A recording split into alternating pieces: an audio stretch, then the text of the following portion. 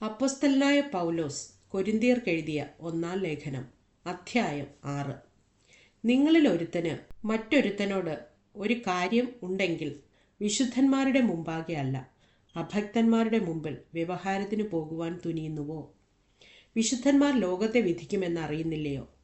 ലോകത്തെ നിങ്ങൾ വിധിക്കുമെങ്കിൽ ഏറ്റവും ചെറിയ സംഗതികളെ വിധിപ്പാൻ നിങ്ങൾ അയോഗ്യരോ?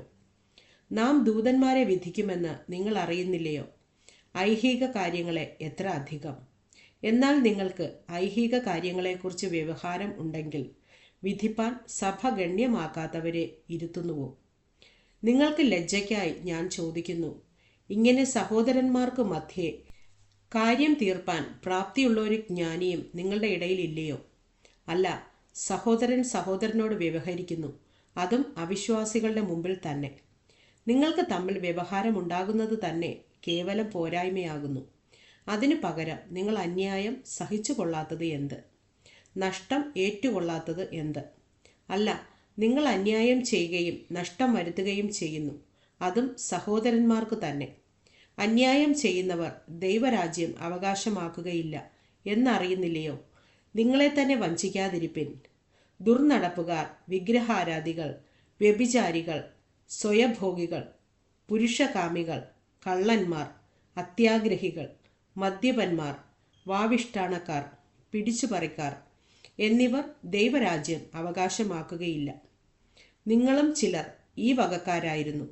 എങ്കിലും നിങ്ങൾ കർത്താവായ യേശുക്രിസ്തുവിൻ്റെ നാമത്തിലും നമ്മുടെ ദൈവത്തിൻ്റെ ആത്മാവിനാലും നിങ്ങളെ തന്നെ കഴുകി ശുദ്ധീകരണവും നീതീകരണവും പ്രാപിച്ചിരിക്കുന്നു.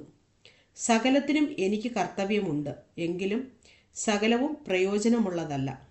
സകലത്തിനും എനിക്ക് കർത്തവ്യമുണ്ട്, എങ്കിലും ഞാൻ യാതൊന്നിനും അധീനനാകയില്ല. ഭോജ്യങ്ങൾ വയറ്റിനും വയറ് ഭോജ്യങ്ങൾക്കുമുള്ളത്, എന്നാൽ ദൈവം ഇതിനെയും അതിനെയും ഇല്ലായ്മയാക്കും. ശരീരമോ ദുർനടപ്പിനല്ല, കർത്താവിനത്രേ, കർത്താവ് ശരീരത്തിനും. എന്നാൽ ദൈവം കർത്താവിനെ ഉയർപ്പിച്ചതുപോലെ നമ്മെയും തൻ്റെ ശക്തിയാൽ ഉയർപ്പിക്കും. നിങ്ങളുടെ ശരീരങ്ങൾ ക്രിസ്തുവിൻ്റെ അവയവങ്ങളാകുന്നു എന്ന് അറിയുന്നില്ലയോ?